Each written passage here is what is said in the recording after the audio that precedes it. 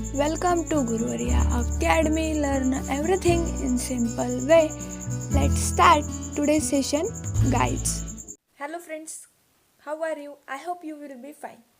आजच्या सेशनमध्ये आपण workshop of the story of the tea पाहणार आहोत. चला तर मग आता वर्कशॉपला सुरुवात करूया. Question number first. List all the names of the geographical places mentioned in the passage. पॅसेजमध्ये जे काही जॉग्राफिकल प्लेसेस मेन्शन करण्यात आले आहेत त्यांची नेम आपल्याला इथे लिहायची आहेत. Here answer China, Assam, Cambodia, Nilgiri and Darjeeling ही एवढी जॉग्राफिकल प्लेसेस आपल्याला पॅसेजमध्ये मेन्शन करण्यात आली आहेत. Now move towards the second question. Make smaller words using the letters in the given words at least 5 words each. इथे आपल्याला जे काही शब्द दिले गेले आहेत त्यांच्यापासून त्यांच्यामध्ये लपलेले छोटे छोटे 5 शब्द तयार करायचे आहेत. चला तर मग आता आपण तयार करूया. First is actually. ॲक्च्युअली या शब्दापासून आपल्याला छोटे छोटे 5 शब्द तयार करायचे आहेत. Answer act, tall, at, call, ally. Second refreshing. Fresh, in, ring, sing, fin. Third immediately. Dial, aid, mad, date. Fourth investigation.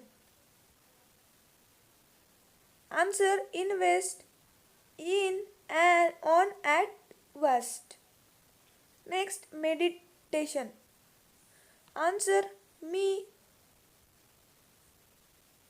eat, at, on, edit. Next friendship. Answer friendship, end, fired, fine. Powered.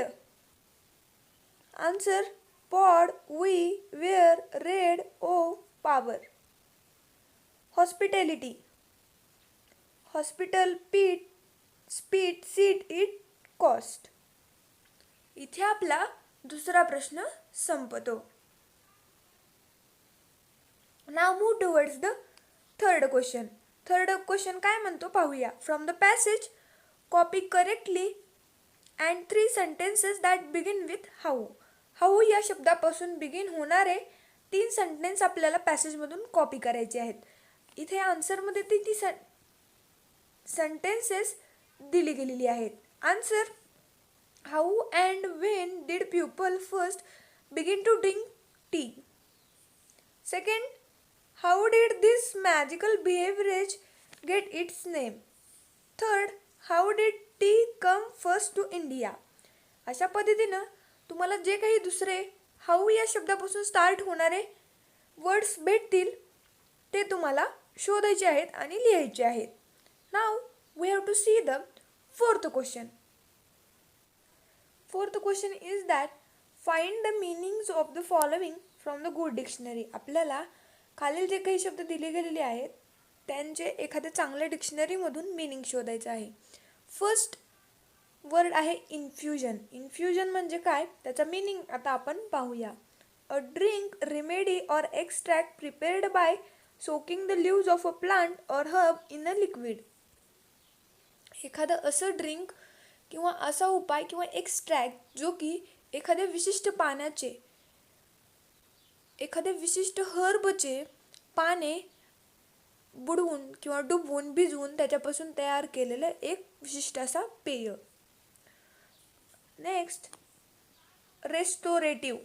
ह्याचा meaning आहे having the ability to restore health, strength और a feeling of wellbeing. Third inscriptions. Words inscribed as on a monument or in a book. Next, radicals. Meaning of radicals. A person who advocates through the complete political or social reform or a member of a political party or a part of a party pursuing such aims. Next word is connoisseurs. Meaning of connoisseurs is an expert judge in matters of taste. इथे आपला चौथा प्रश्न संपतो. आता आपण पाचव्या प्रश्नाकडे वळूया. List the words related to agriculture chemistry from the passage. पॅसेजमधून आपल्याला ॲग्रिकल्चर आणि केमिस्ट्री यांच्याशी संबंधित शब्द शोधून लिहावयाचे आहे. ते आता आपण लिहूयात. Answer. The words related to the agriculture are soil, rainfall, climate, bird and leaves.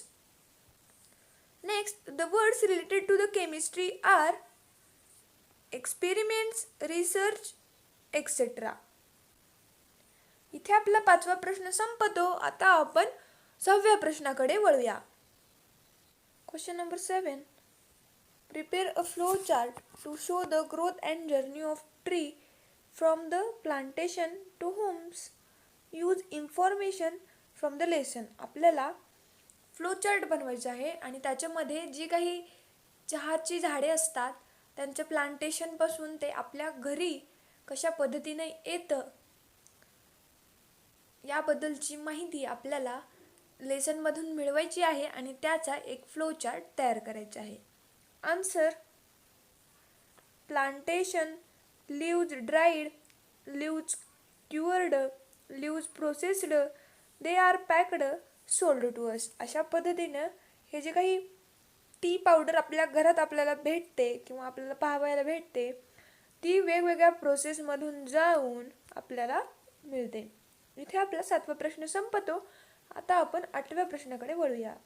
From the passage find all the words or pairs of words that begin with T. पॅसेजमधून आपल्याला असे शब्द शोधायचे आहेत ज्यांची सुरुवात टी या शब्दापासून होती. इथे आपल्याला एक्झाम्पल्स पण दिले गेले आहेत. ते म्हणजे tea pot and tea plants. Next काय म्हणते पाहूया. When two words come together to form a new word is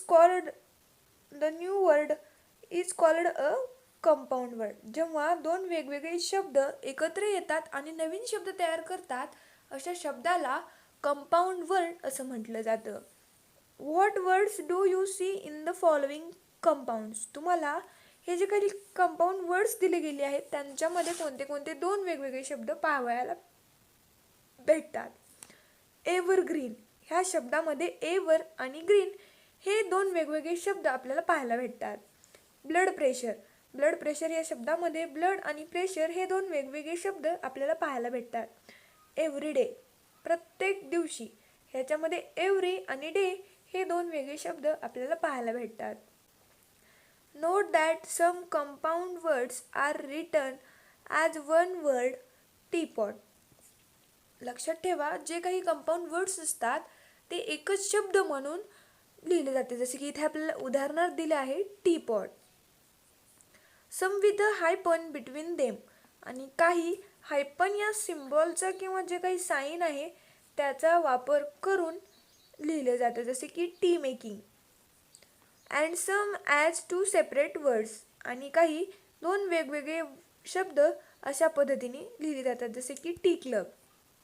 इथे आपण लेसनमधले जे काही कंपाऊंड वर्ड्स आहेत जे की टी या शब्दाने स्टार्ट होतात ते शोधून काढले आहेत. तर ते आता आपण पाहूया. Answer. Tea plants, tea gardens, tea estates, tea leaves, tea seeds, tea whisking, tea minded, tea growing, tea club, tea ceremony, tea kettle, tea lovers. अशा पद्धतीने टी या शब्दाने जे काही स्टार्ट होणारे वर्ड्स होते ते इथे आपण शोधून लिहिलेले आहेत. आता आपण 9व्या प्रश्नाकडे वळूया. 9th नंबरचा क्वेश्चन काय आहे पाहूया. Sometimes the form of a verb in a sentence names the actions but does not change. According to the tense, number or person, such a form is known as non-infinite form or infinitive. As infinitive is used with or without to. वाक्यामध्ये अशी काही वर्बचे form असतात जे की काळानुसार, एखाद्या पर्सनच्या नंबरनुसार किंवा एखाद्या पर्सननुसार, नंबरनुसार त्यांच्यामध्ये काहीच बदल होत नाही. अशा वर्बच्या फॉर्मला नॉन इन्फिनिटिव्ह फॉर्म किंवा इन्फिनिटिव्ह फॉर्म म्हणतात. इन्फिनिटिव्ह फॉर्म हे टू किंवा टू शिवाय वापरले जातात. इथे आपल्याला त्याची एक्झाम्पल्स दिली गेली आहेत आणि त्याच्यामधले आपल्याला इन्फिनिटिव्ह फॉर्म्स शोधायचे आहेत आणि त्यांना अंडरलाईन करावायचे आहे. Firstly, it was funny to read words that stood still. ह्या सेंटेन्समध्ये टू रीड हे इन्फिनिटिव्ह फॉर्म आहे. Next, to be or not to be, that is the question. ह्या सेंटेन्समध्ये टू बी आणि नॉट टू बी हे दोन वर्ब्स नॉन इन्फिनिटिव्ह आहेत. Third sentence, can I read the book, read is the verb. Last sentence, they could help one another with the homework and talk about it. आणि यांच्यामध्ये जे काही infinitive form आहेत वर्बचे ते आहेत हेल्प अँड टॉक. तर विद्यार्थी मित्रांनो, इथे आपला the story of the T या चॅप्टरचा किंवा या स्टोरीचा वर्कशॉप संपतो.